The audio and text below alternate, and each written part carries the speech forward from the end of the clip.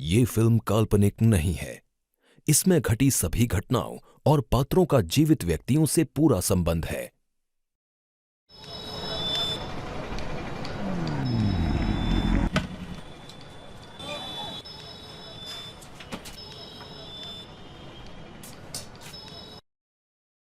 अरे रतन, बड़े दिन के बाद आए भैया। अरे हाँ यार, मत पूछिए।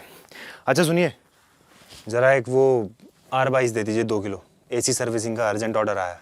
हाँ हाँ ले लो। अरे सुनिए ना, वो जरा 22 ही दीजिएगा। अरे कभी शिकायत का मौका दिया है तुम्हें? बोलने की भी जरूरत नहीं है तुम्हें। हाँ वो बात तो है। लो रतन भैया, आ गई आपकी 22। ठीक है गुप्ता जी, चलते हैं। उस दिन रतन के लिए सब कुछ सामान्य रूप से चल रहा था। फिर अचानक ये हुआ। रतन, 2 मिनट रुको और सोचो। सोच तो हम ले भैया, मगर आप बोल कौन रहे हैं? वो जरूरी नहीं है। जरूरी ये है कि हम बोलना क्या चाहते हैं। क्या आपको पता है कि आपने अभी जो गैस खरीदी वो असली 22 नहीं है? नहीं। सिर्फ आप नहीं, 70 से 80% टेक्नीशियंस को पता ही नहीं होता कि वो एसी में नकली 22 गैस भर रहे हैं। और उसका नतीजा ये है कि हर साल नकली गैस भरने से कई कस्टमर्स के एसी और कंप्रेसर खराब हो जाते हैं, जिस वजह से कई टेक्नीशियंस के धंधे में भारी नुकसान होता है। सिर्फ इतना ही नहीं, इस वजह से सैकड़ों दुर्घटनाएं भी घटती हैं और कई टेक्नीशियंस की तो जान पे भी बनाती है। एमपी में इंदौर के एक प्राइवेट अस्पताल में सोमवार रात एसी का कंप्रेसर फटने से 10 लोग घायल हो गए, 2 की हालत गंभीर बताई जा रही है।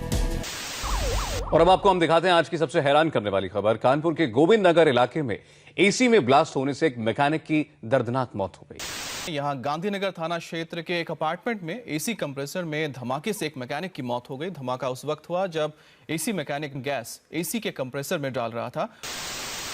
अगर आप इन न्यूज़ क्लिपिंग्स को ध्यान से देखें तो आप ये पाएंगे कि इनमें से कई सारे एक्सीडेंट कंप्रेसर के फटने या फिर सिलेंडर के फटने से होता है। और इसका मुख्य कारण है कि उस सिलेंडर में भरी हुई नकली गैस। जब आप इनमें गैस भरवाते हैं तो आपको इस बात का कोई अंदाज़ा नहीं होता है कि उसमें कौन सी गैस भरी जा रही है। और कई बार ये गैस जो भरी जाती है ये कई ऐसी गैसों का मिश्रण होती है जो बहुत ही ज़्यादा ज्वलनशील होती हैं, जो बहुत जल्दी आग पकड़ लेती हैं और कई हादसों का कारण भी बन सकती हैं। आप जब गैस खरीदने जाते हैं तो आप गैस का प्रेशर चेक कर लेते हैं, इस बात की तसल्ली कर लेते हैं कि आपने तो सही गैस खरीदी है, पर वो नकली 22 गैस भी हो सकती है। भैया हम समझ रहे हैं आप क्या कह रहे हैं, मगर आप हमारा प्रॉब्लम भी तो समझिए। अब भाई देखिए, एसी की गैस भरने के लिए हम तो इन पर निर्भर करते हैं। अब ये सही गैस डाले हैं या नहीं, ये पहचाने तो पहचाने कैसे?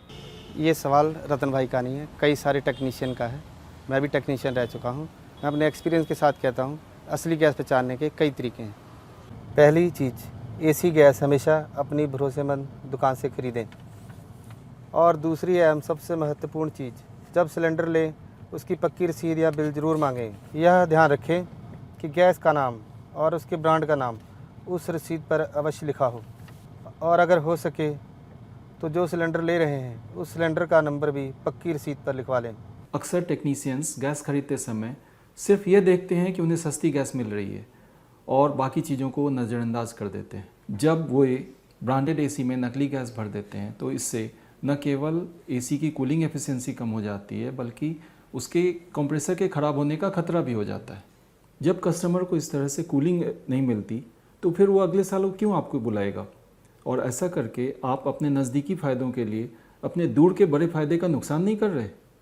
तो बात तो आप सही बोल रहे हैं, मगर हमारे और भाई लोग भी तो रसीद नहीं मांगते। हम मांगेंगे तो देगा क्या?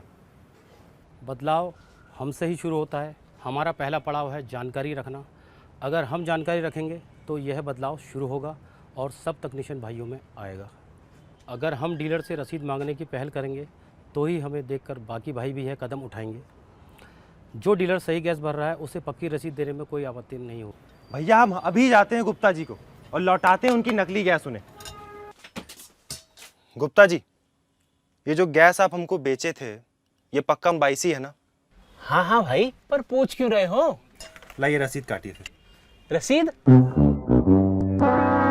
जागरूक बनिए। चंद रुपयों के लिए न अपने काम को चौपट करने का रिस्क लें और न ही किसी और को ये करने दें। असली गैस ही चुने, फ्लोरॉन 22 ही खरीदें। फ्लोरॉन 22, because we care.